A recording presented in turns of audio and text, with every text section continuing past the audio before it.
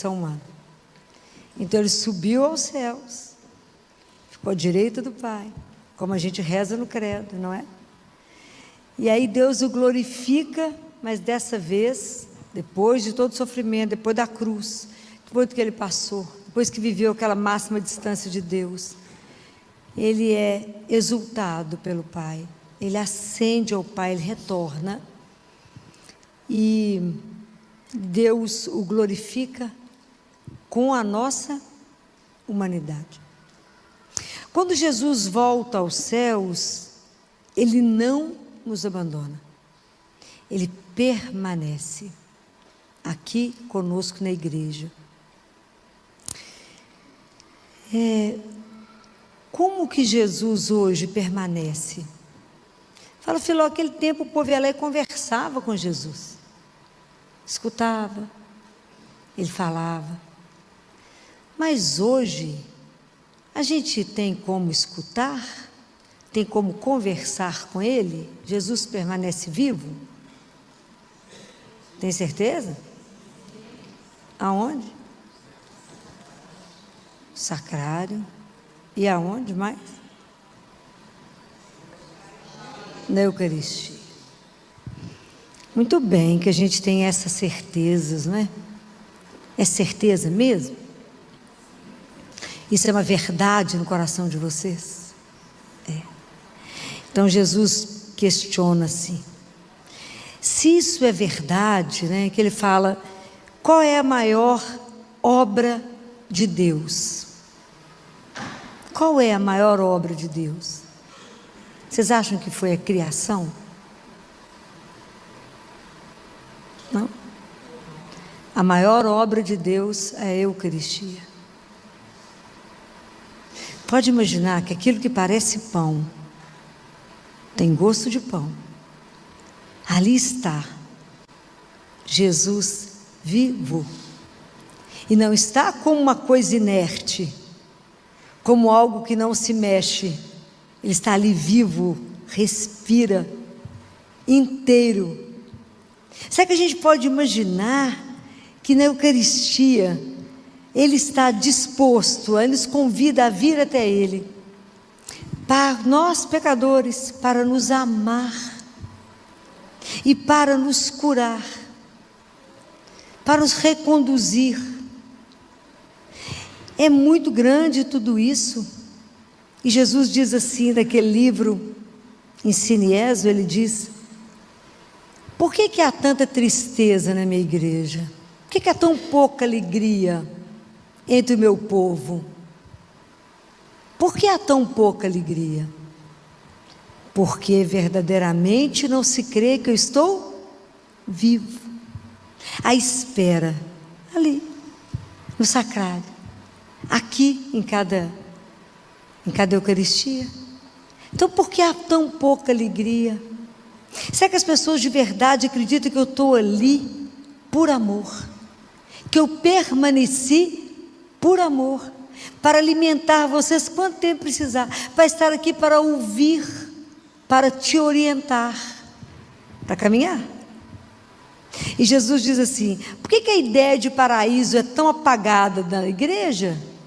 Por que as pessoas não pensam mais no paraíso? Porque nós esquecemos da presença real de Deus na Eucaristia. Porque ele diz, quando as palavras da consagração são realizadas, o paraíso se instala. Por quê? Porque Deus está ali presente, com toda a sua humanidade e com todo o poder da sua divindade. É grande demais para a gente poder viver tudo isso, não é? Fala, Filó, eu até vim aqui, converso com ele, mas eu não. E ele fala, escuta, meu povo. Qual é a grande dificuldade para a gente ouvir? O silêncio. Porque silêncio não é ficar de boca fechada. Silêncio é muito mais do que isso. O silêncio é uma presença. O silêncio é o calar para acolher. E hoje, no mundo que nós estamos, que é contrário ao silêncio, né? É um mundo barulhento. Hoje nós temos a tirania do barulho. Nós temos algumas coisas para vencer. Nós temos que vencer, porque Deus, tudo que Deus faz, Ele faz em silêncio. Qual foi a ordem? Qual foi a última palavra que Ele disse para os apóstolos? Vocês lembram? Está aí, Evangelho de Mateus, capítulo 28, no versículo 19. O que Ele falou? Ide e todas as nações se tornem discípulos, batizando-os em nome do Pai, do Filho. Quando a gente assiste o batismo, o que você vê acontecer? A água cai na testa, o padre fala as palavras e professa. Mas a gente não vê a ação de Deus no momento, na alma daquela pessoa, que a partir daquele momento ele está inserido em Deus. E passa a se tornar filho de Deus. Então a ação de Deus é completamente silenciosa. Quando o padre fala as palavras, pelo poder do Espírito Santo, isto é o meu corpo, isto é o meu sangue, isto é meu corpo, meu sangue que é dado por vós. Quando ele fala, que ele faz a consagração, a gente não vê a transubstanciação. Naquele momento, deixou de ser pão, deixou de ser vinho. É Jesus com toda a sua humanidade, a sua divindade, ali por nós. Se a gente pensasse nisso, a gente não comungaria como rotina. Ele fala, em alguns lugares, entra como rotina, ele fala: a Eucaristia é o meu paraíso na terra. Assim como eu sou a glória dos anjos e dos santos no céu, eu sou a glória para aqueles que me adoram em silêncio. E que por enquanto a minha presença está velada pelos véus do sacramento, mas eu estou vivo. Eu nunca fui embora. Isso é maravilhoso, gente. Mas então a gente não vê o que Deus faz, porque tudo de Deus é silêncio.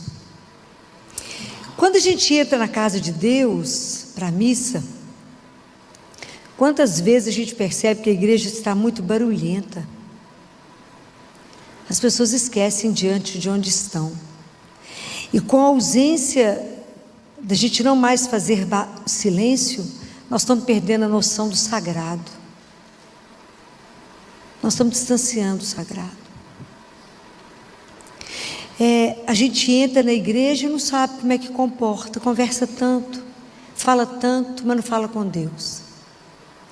E para mim estar ali e ouvir, eu preciso fazer silêncio.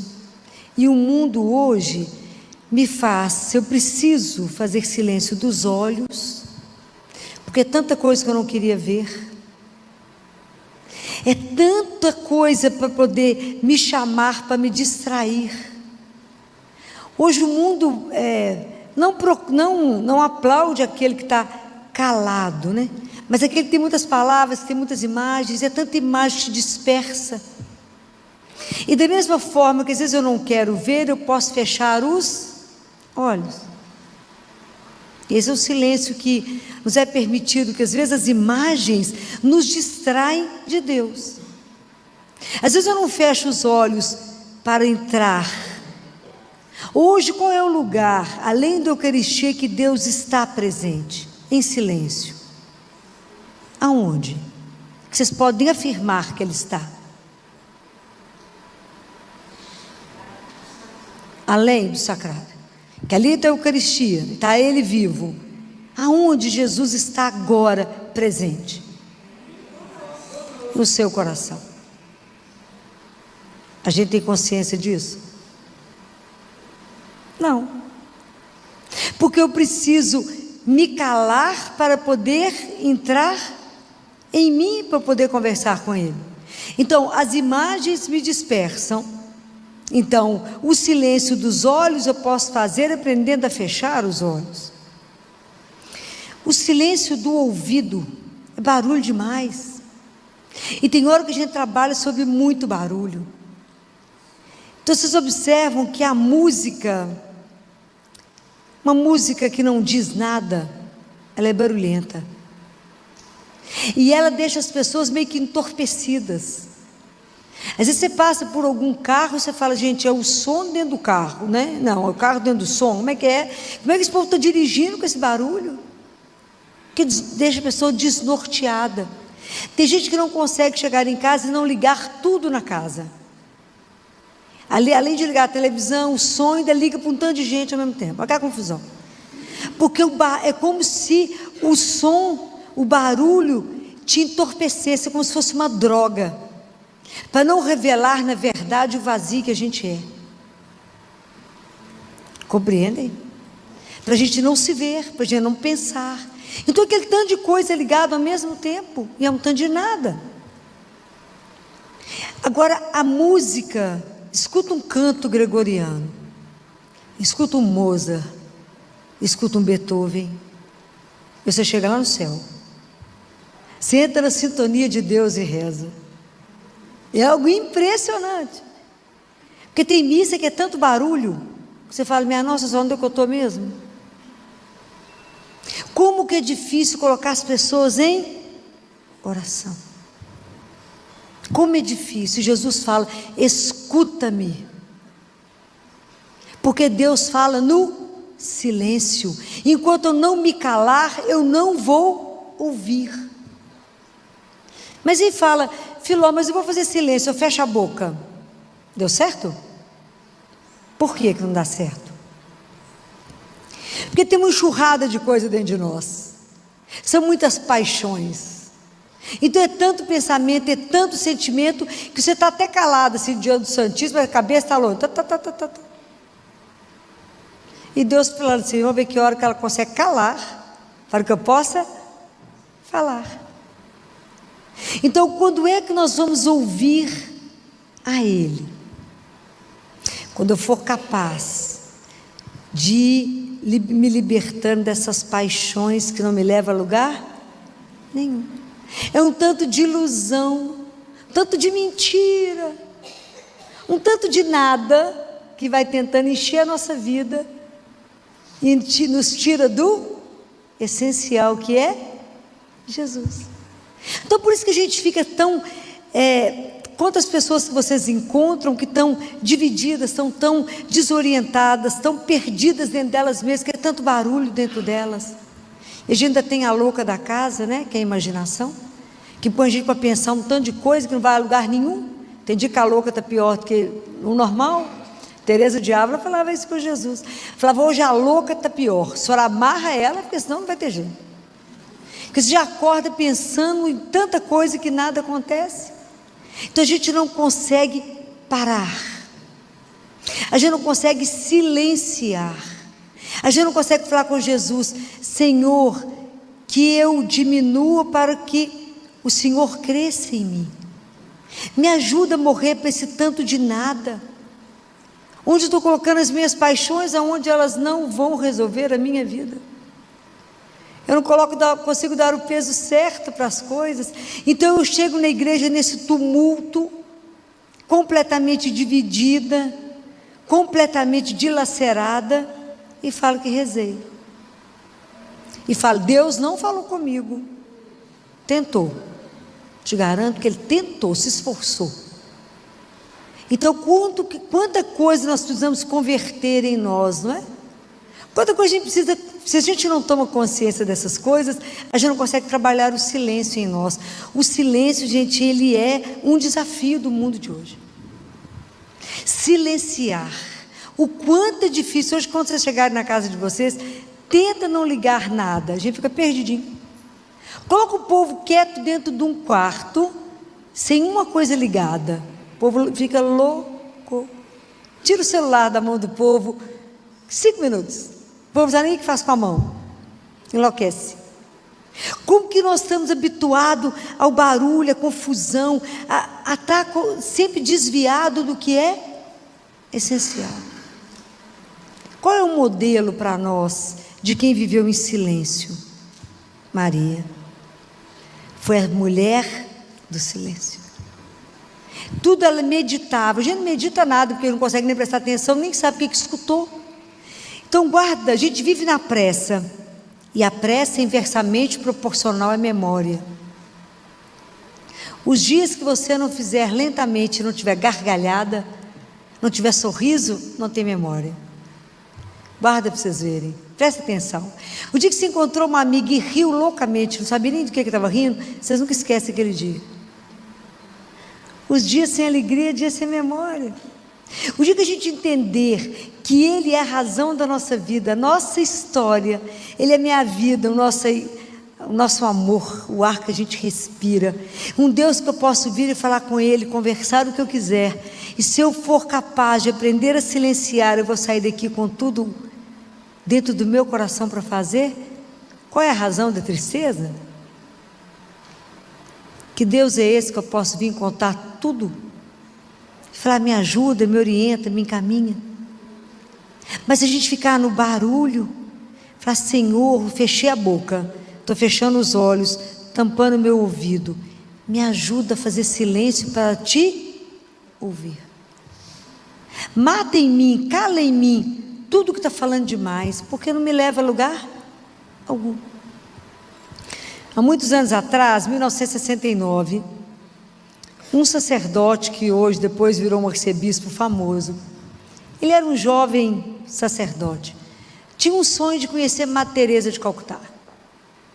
Aí chegou lá onde é que estava a casa dela, e uma das irmãs recebeu e falou, não tem jeito de conversar, que a Madre está ocupada com tanta coisa. Ele falou, mas eu não saio daqui se eu não falar com ela. A situação ficou delicada.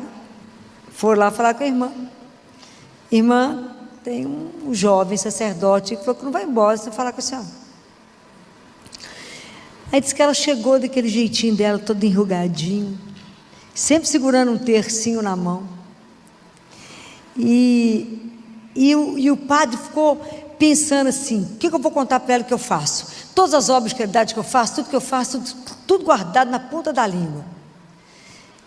Qual que foi a pergunta que Madre Teresa fez para ele? Vocês conhecem essa história? Ela fez uma pergunta para ele, qual foi? Quanto tempo você reza por dia? Aí, o padre falou, como é que é? Quanto tempo você reza por dia? Ele falou, eu celebro a Santa Missa todo dia, rezo o breviário e rezo o terço que minha avó ensinou. Ela falou, só isso? Ele falou, só está achando pouco? Isso é nada. A gente não pode reduzir o amor, o máximo, ao mínimo? Ela falou com ele, como é que você acha que eu consigo fazer as obras de caridade? Como é que você acha que eu consigo amar alguém? Porque primeiro, eu vou adorar o Senhor, fico diante dele e peço a ele que inflame o meu coração, me encha com o amor dele, para que eu possa dar o amor dele ao outro. Porque sem Deus, nós descobrimos que somos pobres demais para ajudar os pobres. Compreenderam isso? Então, quanto maior a sua função, o seu cargo, se for diretor de empresa, seja o que for, quanto mais cargos você conseguir, mais humildade você terá que trabalhar na sua vida, mais joelho você terá que ter, se quiser sucesso às suas obras. Então primeiro você se enche dele, ajoelha, reza, quanto mais coisa você tiver que fazer, mais tempo você tem que gastar diante dele. Fala, vou perder tempo, não vai ganhar. O tempo de Deus é tudo inverso. Ele fala, quem fica comigo, meu dia tem mais do que 24 horas. Ajoelha e fica com ele. Passa com ele tudo que você tem que fazer. Entrega a sua obra a ele. Só depois vai executá-la. Não faça o inverso, não confie nas suas mãos, não confie em nada seu, confie somente nele. Então nós fazemos o quê? Qual o trecho da Bíblia que isso te lembra? Vou colocar vocês bom nesse assunto da Bíblia. Qual é o trecho da Bíblia que esse negócio que eu acabei de falar para vocês lembra? Famoso, está em Lucas. Já dei várias dicas. 2 irmãs. Agora eu contei tudo. Marta e Maria. Jesus condena Marta, porque é claro que ela estava desorientada. Imagina que tanto de homem para comer dentro de casa, ela também ia estar louca para fazer comida para todo mundo. Ele condena Marta? Não. Mas ele fala que ela está dissipada, ela está quebrada interiormente, porque ela não fez. Então, qual que é o recado? Primeiro a gente tem que ser Maria antes de ser Marta. Compreenderam? É lindo isso. Então primeiro eu contemplo, primeiro eu fico aos pés do Senhor, primeiro eu escuto, primeiro eu me alimento, primeiro eu deixo a palavra trabalhar dentro de mim. Primeiro eu espero que essa palavra, à medida que eu leio com atenção, o Senhor se coloca do meu lado e vai me orientando, o Espírito Santo vai trabalhando e vai me transformando. Depois que eu sou Maria, eu viro Marta. Aí eu trabalho.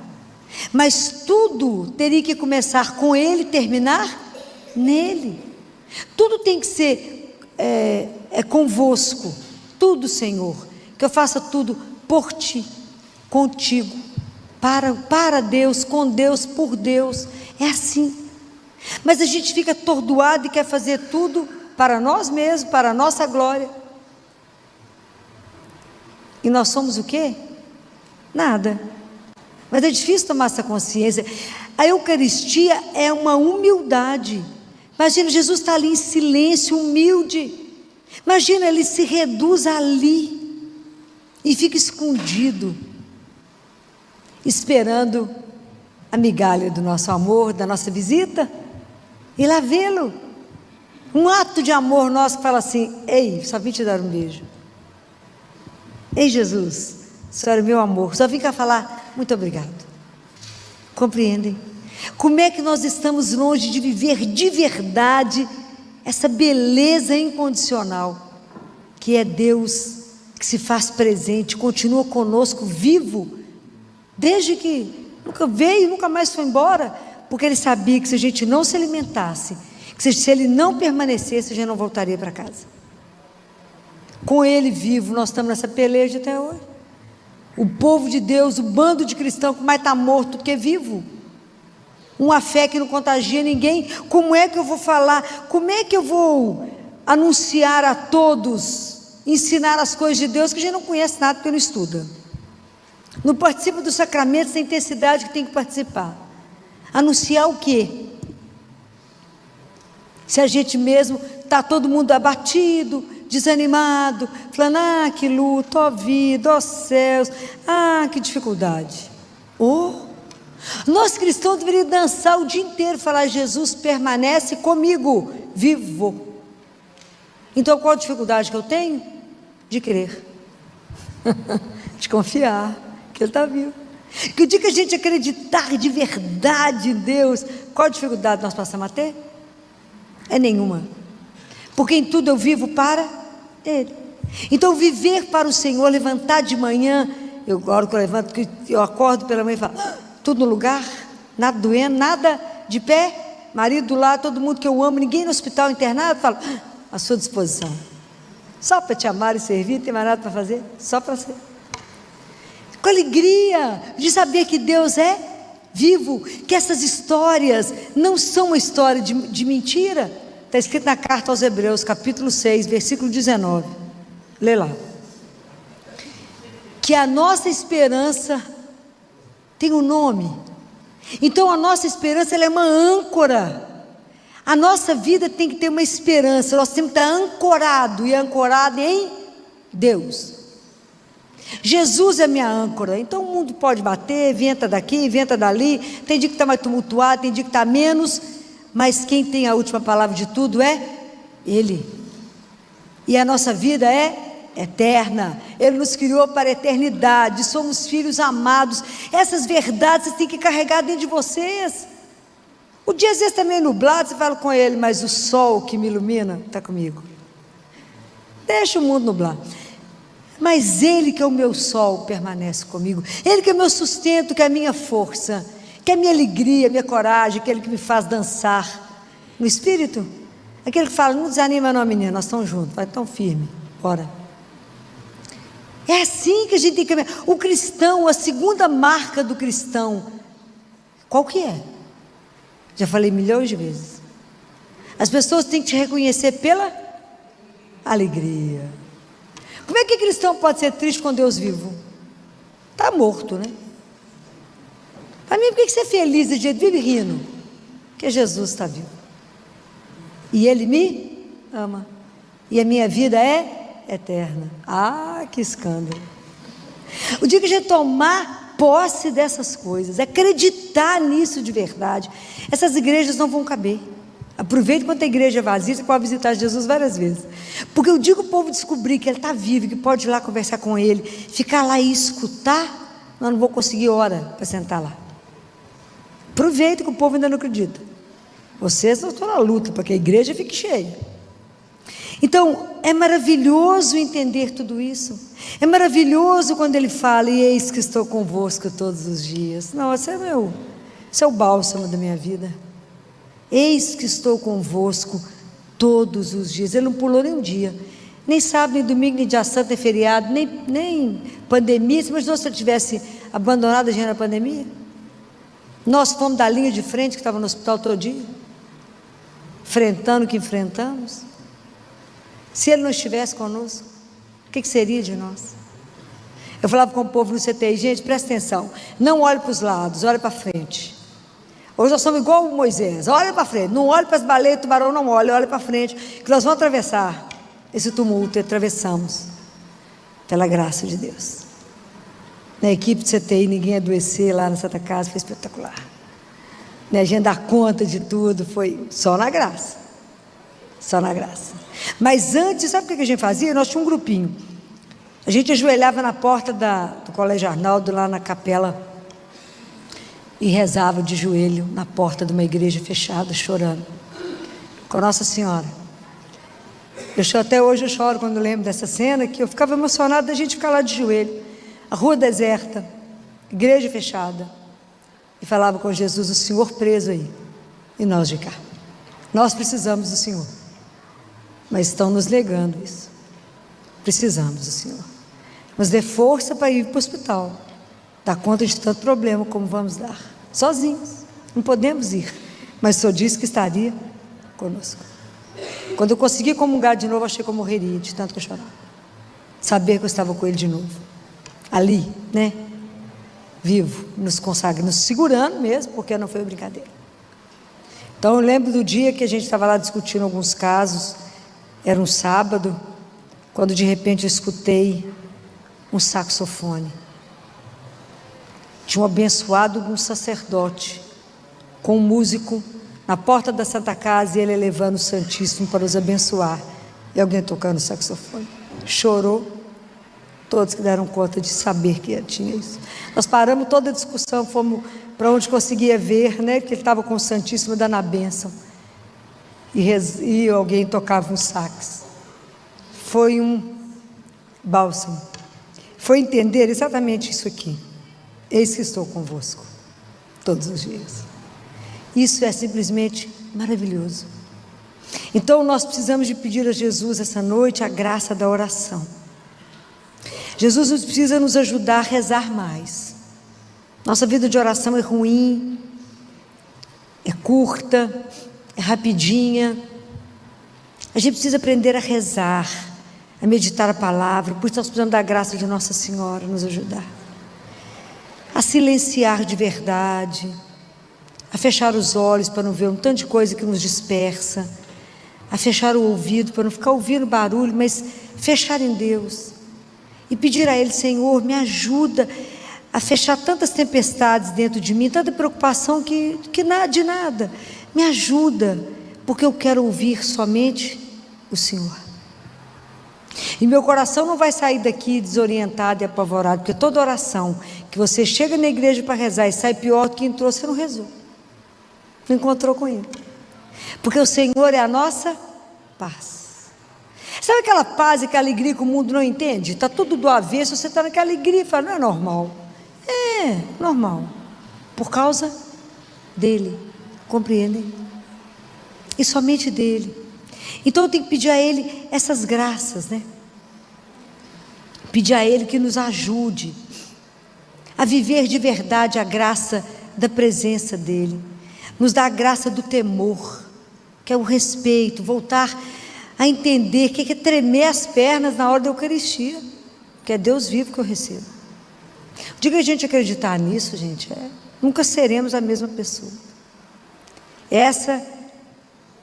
Acreditar nisso é mudar a vida toda.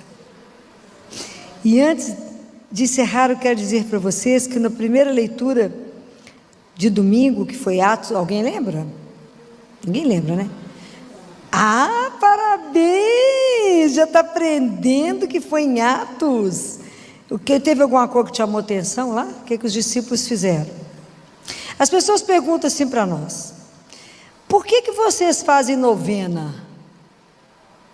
Isso é superstição? O povo me pergunta. Católico é maniado com novena. É maniado? Você sabe responder isso? Apologética que eu falei. Você sabe responder isso? A novena é bíblica? Sim? Sim ou não? E onde está escrito? É bíblica. O que os discípulos fizeram quando Jesus foi embora? Despediu, escondeu. O que os discípulos fizeram? Está escrito. Eles perseveraram na oração com algumas mulheres, entre as quais eles reuniram 9 dias intensamente em oração, até que chegou o Espírito Santo de Deus. Parece uma mágica, não é? Mas não é. Existe isso na igreja. Então por que vocês fazem novena? Porque nós imitamos discípulos que rezaram 9 dias com Nossa Senhora, e aí a graça chegou. Compreendem? É belíssima a nossa fé, gente. É belíssimo, tudo isso está aqui, porque a gente não conhece. Agora vocês estão aprendendo a conhecer. Fala a verdade. Está lendo a palavrinha de Deus. Isso é no versículo 14. Você não me procurar demais aí. Capítulo 1, versículo 14. Olha lá. Todos esses unânimes. Achou? Não achou ainda. Está na misericórdia, não está no amém. Achou? É para vocês poderem saber onde é que estão as coisas, aonde isso está escrito. A novena é bíblica, ok? É para que vocês aprendam isso. Então hoje, com a ascensão do Senhor, o que eu quero trazer para vocês? Porque a ascensão já aconteceu, mas Jesus permanece. É reviver em vocês. Se eu pudesse trazer um ardor no coração de vocês, um amor que queimasse o coração de vocês pela Eucaristia, pela presença de Jesus vivo no Santíssimo, estimular vocês, vem visitá-lo, vem conversar com Ele. Está triste? O remédio é Ele. Está feliz? Também é Ele. Está preocupado com alguma coisa? Vem falar com Jesus. O que te aborrece, fala com Jesus. Qualquer coisa, fala com Ele. Aprender que Ele é o grande amigo e vivo, que Ele não está inerte, que Ele respira. E o dia que a gente aprender a silenciar, nós vamos ouvir o coração de Deus que bate. Nós vamos caminhar para isso. Pode ter certeza. Nós vamos ouvir um coração que bate. Por amor a cada um de nós. Ele te espera todos os dias. Todos os dias. Faça um esforço de vir vê-lo, nem que seja para dizer: obrigado por não ter desistido de nós. Obrigado por nos esperar. Obrigado por ter paciência com as minhas demoras, com a minha lenta conversão, com a minha dificuldade em perseverar. Que eu venho um dia e depois desapareço um ano, mas o Senhor continua acreditando em mim, continua esperando por mim, porque o Senhor me quer santo. Aonde? Essa roda de conversa vai ser bom para vocês, para nós, para todo mundo, né? E reverte o dinheiro nas carteiras lá para baixo, né? Para poder estudar. As crianças, fazer catequese, né? É de 9 da manhã a 12:30. Claro que vocês vão querer o dia inteiro, porque ela é ótima. Nós vamos falar das birras, das brigas de filho, daquela situação de conflito. É tanta coisa bacana, é tanta discussão. Eu estive com ela em alguns seminários internacionais de mãe. Então ela é muito querida. Os temperamentos dos filhos, como é que lida com os meninos opositor, desafiador. E tanta coisa para a gente poder conversar de uma forma que fica mais leve, né, gente? Ser pai e mãe não é brinquedo, né? Não tem manual de instrução, não é? Então a gente precisa conversar. Pergunta de um vai ajudar tantos.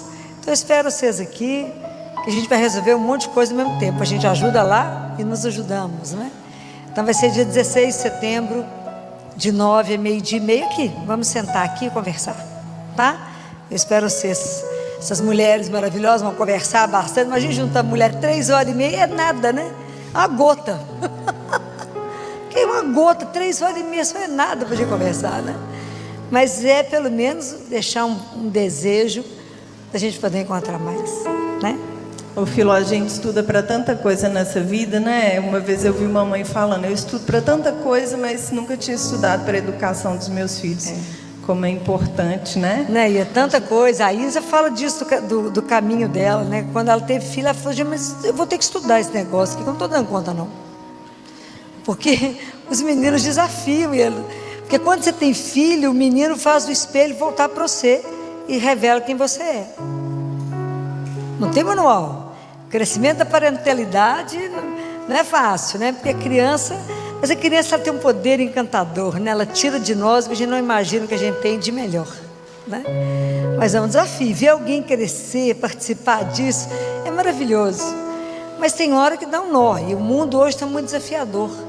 Então por isso que essa conversa vai ser tão boa. Eu espero vocês aqui. Dia 16 de setembro. Você também. Daqui a pouco é mãe, tem que treinar. Tem que ir aprendendo. Se o brinco tá aí, né? Você pode estender sua mão para cá? Senhor, nós te entregamos a Filó.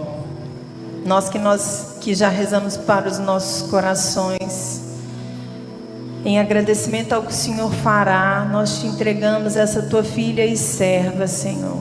Que o Senhor possa derramar o teu Espírito Santo e usá-la conforme a tua vontade sobre as nossas vidas, nossos corações, sonhos e projetos.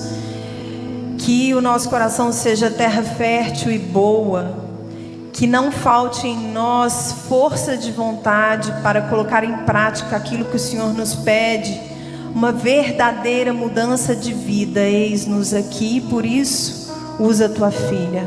Mãezinha, intercede e protege-a hoje e sempre. Ave Maria, cheia de graça, o Senhor é convosco. Bendita sois vós entre as mulheres. Bendito é o fruto do vosso ventre, Jesus. Santa Maria, Mãe de Deus, rogai por nós, pecadores, agora e na hora de nossa morte. Amém. Vinde, Espírito Santo, vinde por meio da poderosa intercessão do Imaculado Coração de Maria, vossa amadíssima esposa. Vinde, Espírito Santo, vinde por meio da poderosa intercessão do Imaculado Coração de Maria, vossa amadíssima esposa. Vinde, Espírito Santo, vinde por meio da poderosa intercessão do Imaculado Coração de Maria, vossa amadíssima esposa. Amém. Vamos sentar, obrigada.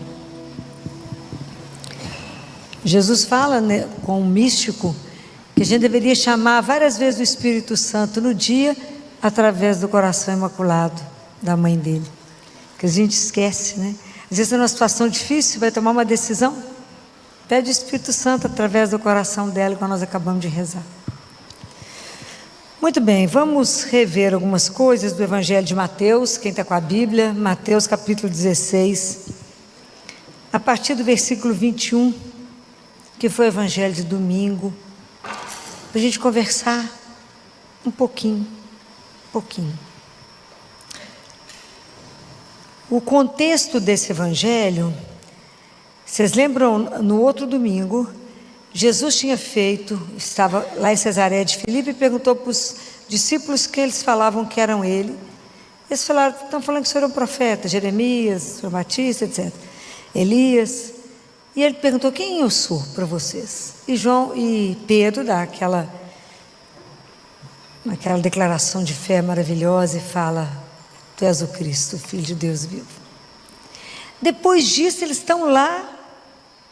E Jesus então começou, o contexto era esse. Jesus começou a contar para os discípulos que ele precisava de ir a Jerusalém. Ia sofrer muito por parte dos anciãos, dos chefes, dos sacerdotes e dos escribas, e que fosse morto e ia ressurgir no terceiro dia. Então Pedro pegou Jesus à parte, repreendeu e falou: Deus não permita, Senhor, isto jamais te acontecerá. Ele, porém, voltando-se para Pedro, disse: afasta-te de mim, Satanás. Tu me serves de pedra de tropeço, porque não pensas as coisas de Deus, mas as dos homens.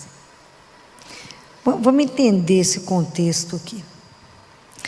Vocês lembram que na primeira leitura de domingo também era... Vocês lembram quem era? Jeremias. Jeremias, que foi o profeta que mais sofreu, né? Alguém já viu a vida de Jeremias em filme? É espetacular, vale a pena assistir o filme, ver o contexto. Jeremias foi o profeta chamado por Deus para poder chegar em Jerusalém, que era a cidade santa, que tinha o templo, que tinha a arca. Eu falei com vocês que foi Jeremias que levou a arca, tirou de lá antes que a cidade fosse saqueada, e falou com o povo: vocês estão andando no caminho errado, vocês estão fazendo tudo errado, Deus vai destruir, vai permitir que Babilônia invada aqui. Eles falaram: mentira, você está falando só o mal ao nosso respeito. Prenderam o coitado de Jeremias, puseram Jeremias numa cisterna, pintaram e bordaram com Jeremias.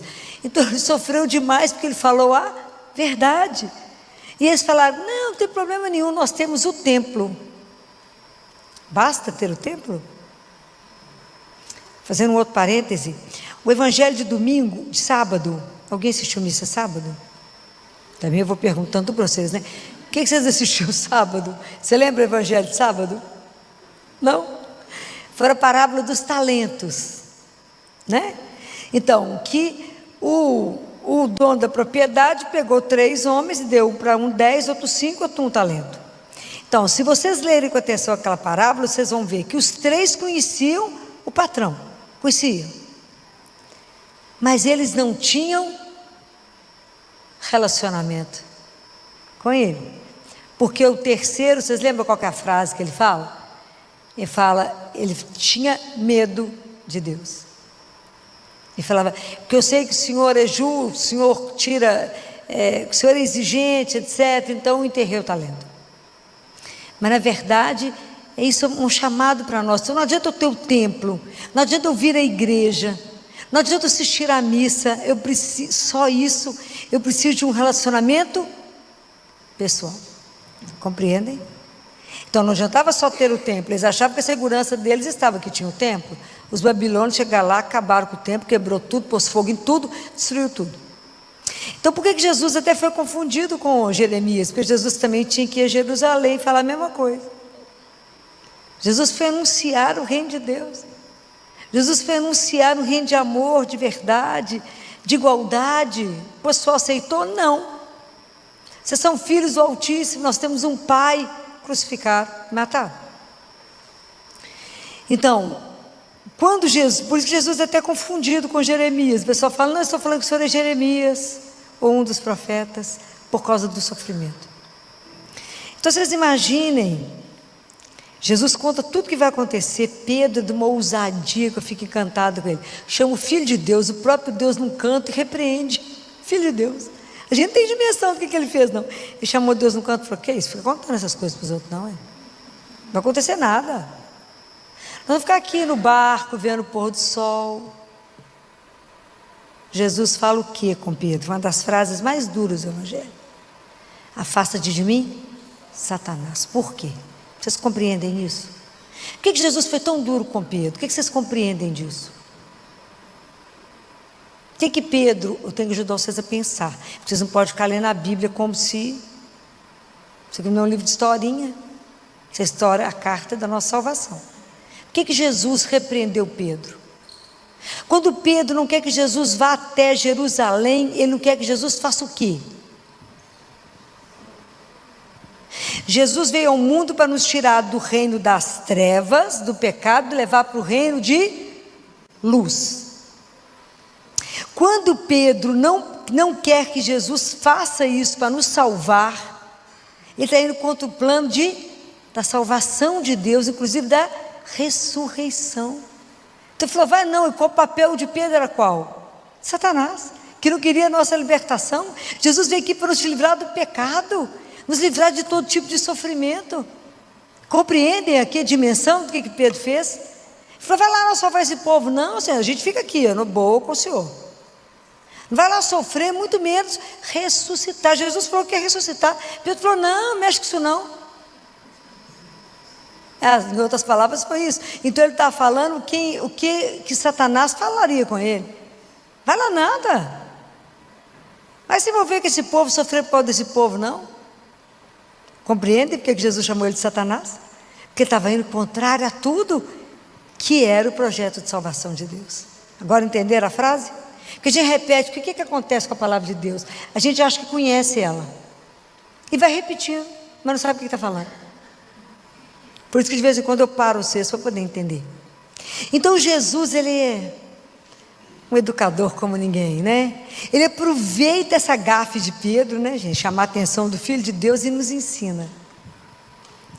E nos ensina que para segui-lo precisa renunciar.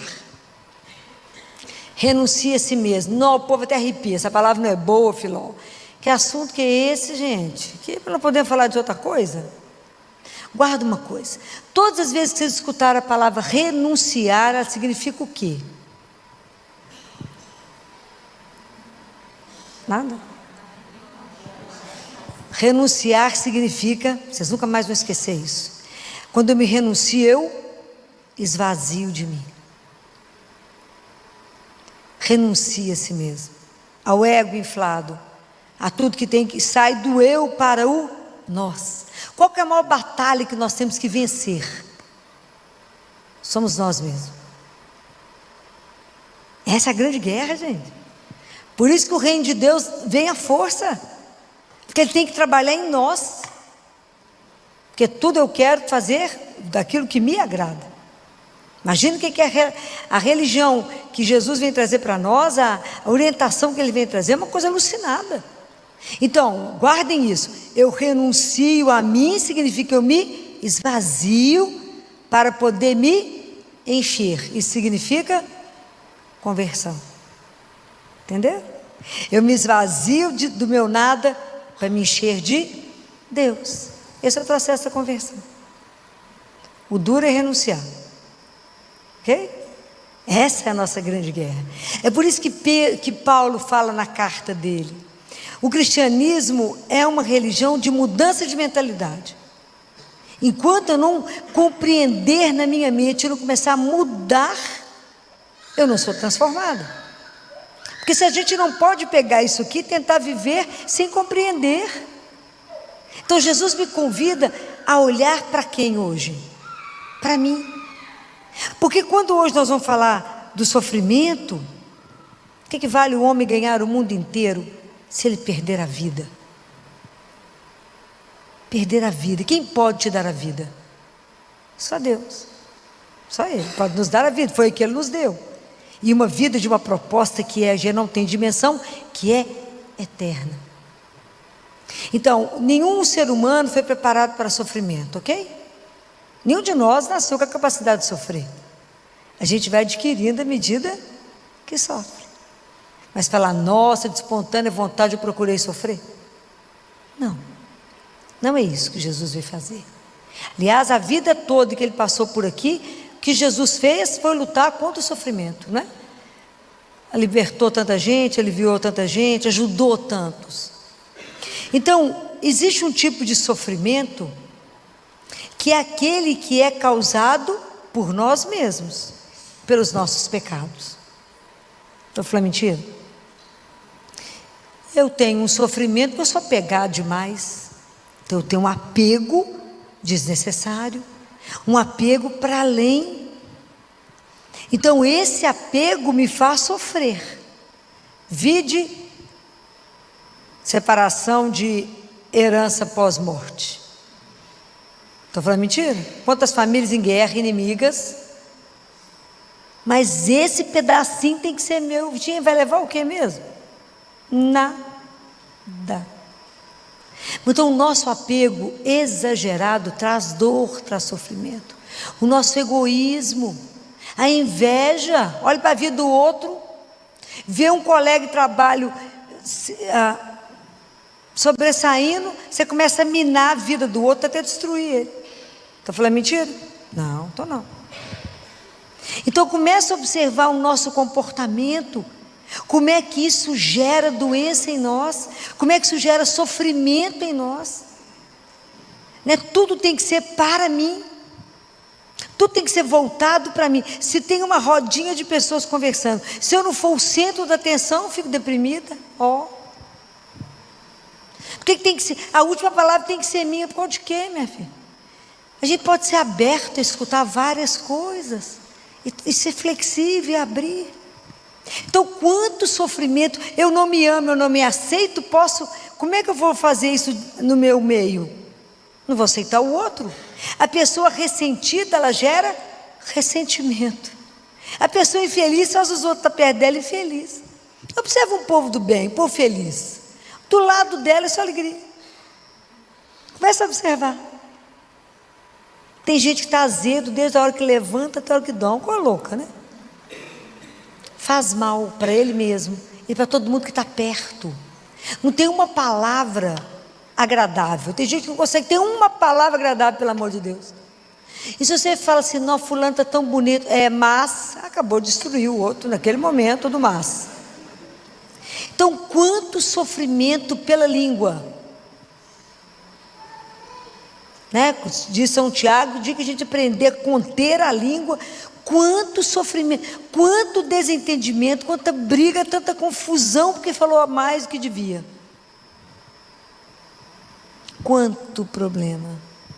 Que julga, condena, fala mal, pererei, o trem vai virando uma bola de neve, negócio. Quanto sofrimento desnecessário.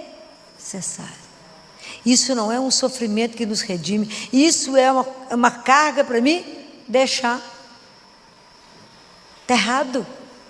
Está errado. Agora, existe um sofrimento que são os inevitáveis da vida. Quais são os inevitáveis da vida? Que é a marca da nossa fragilidade, da nossa finitude. A morte, o que mais? O envelhecimento, a doença, perder pessoas que a gente ama, né? Eu falo que tem 3 coisas tão difíceis: ver filho crescer, ver pai envelhecer e ver os amigos irem embora. Não é duro ver isso? São 3 coisas que eu acho muito difíceis na vida. Que a gente quer os meninos pequenos até 5 anos de idade, que é uma coisa apaixonante. Depois vai exigindo muito e fala, vamos largar isso para lá, né? Vamos devolver. Então, essas 3 coisas são difíceis da gente viver.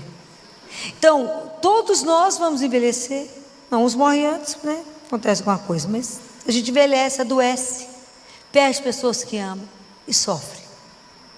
A questão é, como é que eu vou reagir ao sofrimento? Como é que eu reajo a isso? Nós podemos rebelar. Eu não mereço, não é comigo, por que comigo? Tão bacana, gente. Ah lá, estou sentado aqui em grupo de oração toda semana, rezo o terço, assisto missa, confesso, dou esmola. Eu não mereço. Olha lá fulano, ordinário, está aí. Está falando mentira? Ou a gente vira uma casca e esconde, ou então a gente vira vítima, né? Ninguém sofre igual eu no mundo, só a dor, só minha, só eu tenho essa dor. Isso em consultório, em sala de espera é muito comum. Alguém fala, eu estou com uma dor no fazer, porque não conhece a minha dor. Tem umas linhas de dor que não tem um médico que consegue entender. O negócio está subido de uma descida que não há linha que explique. Mas é porque a dor não está ali. Então, o que eu ganho sendo vítima? Então, como é que Santo Agostinho dizia, não é? Quer conhecer o caráter de alguém, dê o sofrimento. Você vai conhecer exatamente onde a pessoa se situa. Então, diante do sofrimento inevitável, a questão é como é que eu vou viver aquilo que eu não gostaria de viver. Porque o sofrimento que só passa por fora e não trabalha a minha alma, ele serviu para quê? Para nada. Para me fazer infeliz, para me fazer duro, para me fazer bruto, para me fazer brigar com o mundo. O sofrimento ele tem que me lapidar. Por isso que a gente fala que somente o médico doente, o médico que já sofreu, ele é capaz de curar.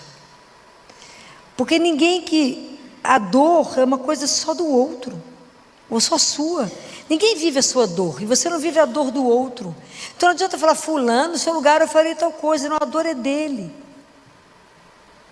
A gente precisa ajudar, mas a partir do que o outro me pede, fala, como eu posso te ajudar agora? E não dar regra para o outro.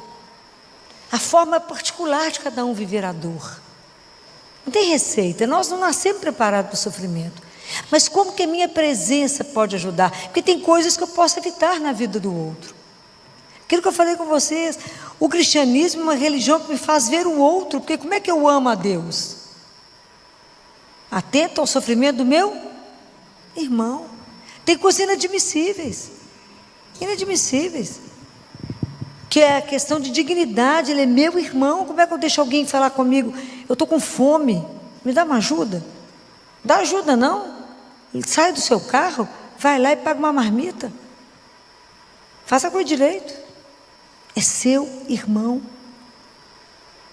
Não podemos. Hoje eu estava no consultório quando uma cliente recebeu o telefonema, falou, estão pedindo ajuda lá no condomínio para a roupa que tem uma mãe e filha vestindo saco de lixo. É irmão. Como é que a gente pode escutar um trem desse e ficar quieto? Não podemos. Mas se a dor do outro não mexe comigo, eu estou no lugar errado. Porque quando Jesus fala, pega a sua cruz e me siga, não, a centralidade da cruz da nossa vida é entender que o compromisso que eu tenho com o Senhor, dessa igualdade, de entender que somos irmãos, filhos do mesmo Pai, vai ter consequências na minha vida. Quando eu luto pelo desfavorecido, por aquele meu irmão que está passando situação difícil, eu vou arrumar confusão. Pode ter certeza. Posso ser perseguido quando eu falar a verdade. Quando eu defender os valores de Deus. Quando alguém falar com você assim, fulano, estou tão encantado com aquele homem ali, ó, olha que espetáculo. Falei, minha filha, você viu a situação dele? Casado. Jesus falou, não mexe com isso não, minha filha. Vamos casar, dá um rolo, não mexe com isso não, vai sofrer, minha filha. Mas se você fala, você vai ficar seu inimigo, você está com inveja. Mas você tem que falar a verdade. Essa não é a palavra do Senhor, que quer tirar da nossa vida somente a dor e o sofrimento. Isso é uma coisa muito séria. Então, como é que eu vivo quando a doença chega? Porque ela pode ter um caráter redentor. Sofrer por sofrer não tem sentido. Mas se eu ofereço a minha dor à cruz, falo, Senhor, com essa dor, ajuda aquele para não cair hoje. Ajuda a minha família na conversão. Ajuda a minha conversão. Me ajuda a me preparar para o nosso encontro. Me ajuda. Então entender que em cada momento da minha vida, seja quando eu sou criança, estou na adolescência, estou ficando na idade adulta, e que eu estou envelhecendo nas minhas limitações, como é que eu envelheço mas com sabedoria, que eu contribuo na vida, na obra aqui de Deus, com os meus irmãos, e não naquela lamúria da não aceitação? Compreende? Como é que eu vivo tudo isso? Então há uma outra consciência cristã. O que eu posso deixar é aquilo que é inevitável de viver. Se aquilo chegou na minha vida, eu falo, Senhor, como é que eu posso usar disso aqui agora? Como é que eu vou enfrentar a dor? Como é que a gente enfrenta a tragédia que chega, a doença que chega? Como seria a forma melhor, como cristão, de viver? Qual é a atitude que vocês imaginam que a gente deveria ter? De abandono. Nós temos que viver nesse mundo sem medo, nem da vida nem da morte. Porque em tudo nós pertencemos a quem? A Deus. Mas isso é uma verdade, verdade. Então, se eu estou aqui, eu vivo para Ele. Se eu morro, continuo com Ele, qual é o problema? Só mudei de página. Só virei a porta, assim, abri a porta, fui para cá, vim para cá. Parece simples, né? Mas não é. É quando eu me entrego, né? Como eu abandono. Então eu preciso me abandonar e falar: seja feita a vossa vontade. Fácil. Demais da conta, facílimo. Tanto que a gente odeia esse assunto. Vir aqui falar com vocês sobre isso é ruim. Mas não existe a ressurreição sem passar pela cruz. A questão é como que nós vamos viver o sofrimento quando ele bater na sua porta. E que Deus permita que quando o sofrimento chegar na nossa casa, Ele nos encontre meditando a palavra de Deus. Porque ela é que vai ser a nossa âncora. É Ele que vai ser o nosso sustento. É nele que eu vou poder entender: a morte não tem a última palavra. A doença não tem a última palavra. Porque a doença até pode tirar a minha dignidade de cima de uma cama. Mas quem é o último que permanece? Deus. Ele não nos abandona. A gente tem tanta dificuldade de enfrentar a dor, o sofrimento, que quando alguém fala com você: estou doente, estou com câncer, você fala com o cara: não, vai dar tudo certo. E o medo de enfrentar o assunto? Vai que depois vem para mim, né? E a dificuldade? Fala: fulano, e eu posso te ajudar como? O que você está sentindo? Quais os medos você tem vivendo agora? Conversa de verdade, como cristã. Ajuda o outro a ter esperança. Falar com ele: além do câncer, tem mais. Além daqui, tem muito mais. Tem muito mais. Sua vida não encerra e não termina nisso aqui. Mas tem que ter coragem, tem que conhecer a palavra de Deus. E dizer ao outro: tem muito mais por vir. Muito além. Mas se a gente acha que a vida é o que a gente tenta segurar, é muito pouco. Essa vida aqui é muito pequenininha. Então eu tenho que viver minha vida com um propósito. Que uma das outras causas de sofrimento nosso é o vazio interior, é a ausência de sentido na vida, é não entender que Deus é o princípio e o fim de tudo na minha vida. Ele é a razão por que a gente vive, se gasta, se consome. É para Ele. É para aprender a amar que estamos aqui.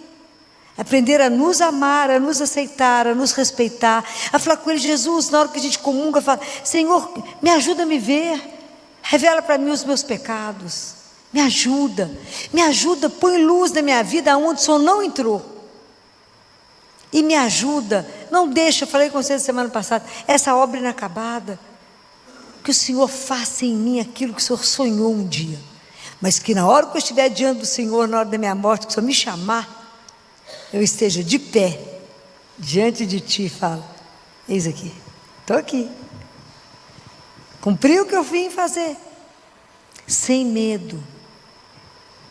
O sofrimento nos apavora muito, é claro, não estou falando de sofrer por sofrer. Então ninguém está aqui, o cristão ele não busca o sofrimento, mas ele virá ao nosso encontro.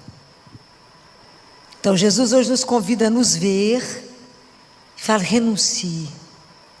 Olhe para dentro de você, diante de Deus, com a sua palavra, fala: Jesus, essa atitude minha está boa como cristã?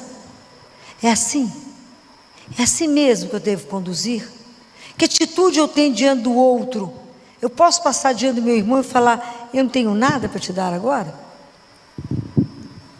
Será que é verdade? Não temos nada mesmo? Qual é o nosso compromisso com o outro? Um dia Deus vai nos perguntar, igual Ele perguntou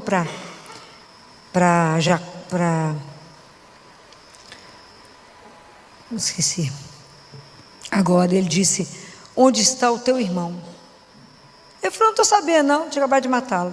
Caim, quando matou Abel. Caim, cadê seu irmão? Não sei, não vi, tinha acabado de matá-lo. Achou que Deus não sabia? Assim somos nós. Qual é o compromisso? Falou: mas todos os irmãos, não aqueles que Ele colocar no seu caminho hoje. Observa como é que Deus é delicado. Tem dia que você vai encontrar com um monte de gente que precisa de ajuda, tem dia que não tem nenhum.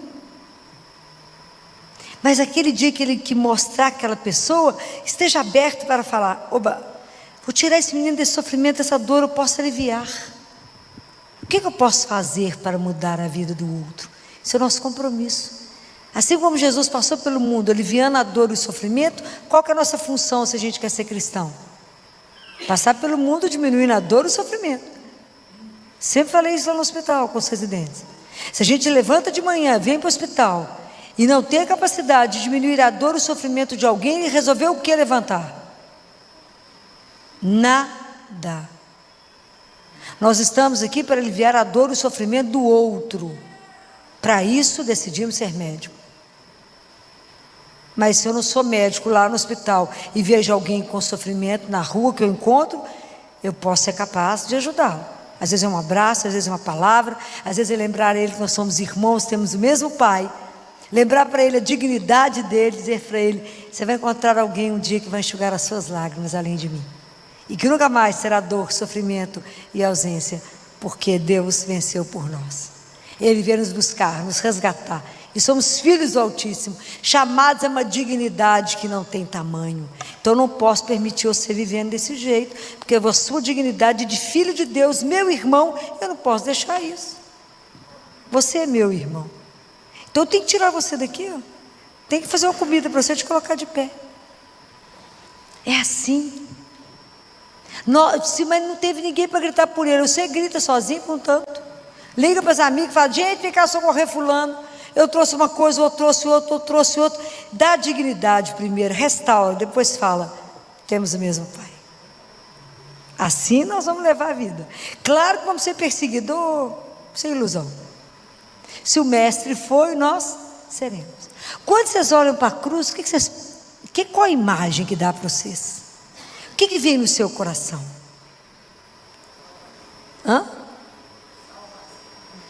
Mas o que te salvou, sim, mas o que é o mais, o que tem que chegar no seu coração quando você olha para a cruz? O amor. Olha como eu fui e sou amada. Por que eu estou falando isso? Porque enquanto nós, como cristãos, não entendermos que quando Deus permite que o mal chegue em mim, na minha vida, e em mim está doendo, eu tenho que ser capaz de falar com Ele: Senhor, essa dor que está em mim, eu sei que no Senhor está doendo mais do que em mim. Eu sei que eu não estou só, mas que eu vou dar conta de passar por essa noite escura, por esse sofrimento, porque eu não estou sozinho. Eu sei que o Senhor carrega isso aqui agora comigo. Eu sei que o Senhor coloca um bálsamo no meu coração. Eu sei que o Senhor traz para mim o alívio. E eu sei que na hora certa o Senhor faz se eu estou abandonado nas suas mãos. Enquanto a gente não for capaz de falar isso e não falar: porque comigo? Eu não mereço. Não se rebelar, não ficar nesse outro ponto, não achar que Deus tem prazer em dar o sofrimento para o ser humano, que a gente acha que Deus vai castigar. Porque às vezes uma outra forma que a gente vive o sofrimento é a ansiedade. Mas vai acontecer uma tragédia. Eu falo, tem gente que é trombeta do apocalipse, só traz tragédia. Nós já vamos viver hoje. Hoje, está acontecendo? Não. Eu vivo agora, porque eu só tenho agora. O que foi que Jesus falou em Mateus 6, 24, 34? A cada dia basta o seu cuidado. Vive hoje, amanhã não nos pertence. Quantos de nós morrendo na ansiedade de coisas que não irão nem acontecer? Compreendem? Porque toda ansiedade é sinal de falta de confiança no amor de Deus. Então, enquanto eu achar que ser cristão é Deus colocar o sofrimento na minha vida, não, tem que sofrer, ué. Se eu não sofrer, eu não sou salvo. Onde é que vocês colocaram isso? Não, eu sofro porque ver a dor do outro é duro, ver a minha dor é duro, ver o meu irmão em situação por causa da injustiça, por causa de tanta coisa errada, por causa do meu egoísmo, por causa de tanta situação que não deveria, ele é excluído. É duro. É duro que quando eu pego alguém, um irmão de rua, e vou entrar com ele em algum lugar, O povo quer tirar, eu falo, não vai tirá-lo. Ele vai entrar e vai assentar. O povo quer te matar, mas é meu irmão. Então vai sentar, pode escolher o que você quer comer. E vou ficar aqui até você ser servido e comer, é seu direito. Pode pedir o que você quiser. Tem que ter ousadia fazer isso. Este óleo quer te matar, mas é seu irmão. Nós temos que ter essa coragem de anunciar, de tirar a dor do outro. Então, enquanto a gente não for capaz de olhar para a dor e dizer, Ele está aqui comigo, me ajudando a passar por isso, por cada vez que eu vou tirar sangue, Ele segura minha mão, por cada vez que eu tenho que fazer um processo, Ele fala, estou aqui, não tenhais medo, não lances olhares apavorados, porque eu sou o teu Deus, eu sei todos os fios de cabelo da sua cabeça, eu estou com você. Enquanto a gente não acreditar nisso, nós não vamos conseguir tirar do rosto de Deus Pai, o Pai de Jesus, que é o nosso Pai, essa imagem do Deus que só quer o mal, que só quer ter prazer com o sofrimento do ser humano. Deus quer a vida e a vida em abundância. Pare e pensa hoje que a grande maioria do nosso sofrimento hoje está relacionado com os nossos pecados. Para e pensa, rever todos os mandamentos da lei de Deus e ver se o que você está sofrendo hoje não é fruto do seu pecado. Não é o que Deus colocou na sua vida, mas é aquilo que você procurou com a sua mão. Prestem atenção nisso. Aquilo que está escrito na palavra de Deus. Diante de você está a água e o fogo. Põe a mão para onde você quiser. Mas Deus não precisa, Ele fala, mas eu não preciso de filhos pecadores. Eu não preciso. E Ele não precisa. Eu não preciso de filhos lamurientos. Coragem e fazer a decisão por um Deus. Enquanto eu não acreditar que Ele é meu Deus de amor, eu não posso duvidar da capacidade de Deus me amar. Eu nunca posso duvidar que o amor dEle é algo alucinado. Senão eu não vou dar conta do cristianismo. Saber que toda vez que chegar um sofrimento, Deus está me castigando de quê? Por que eu tenho que viver me culpando das coisas? Fala, não, eu estou passando por isso, porque a culpa é minha, eu fiz tudo. Para com isso, Ele já nos perdoou. Ele já nos perdoou. Então não vamos acrescentar sofrimento ao que já tem a vida. Mas tudo vamos levar diante de quem? De quem pode resolver, que é Jesus. Aproveita que Ele está ali de graça, ó, nem cobra.